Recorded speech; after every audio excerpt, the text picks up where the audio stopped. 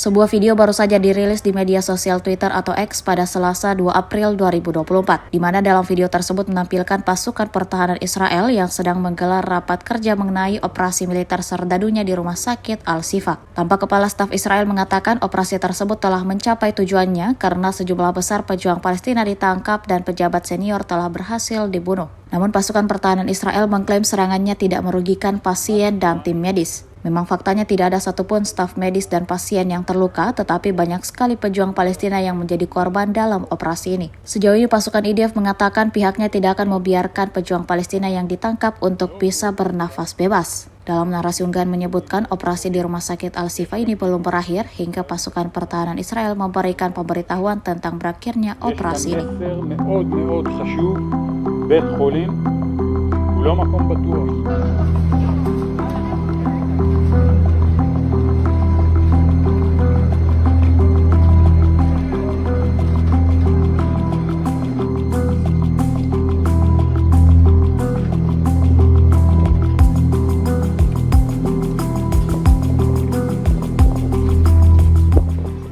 Download Tribun X sekarang, menghadirkan lokal menjadi Indonesia.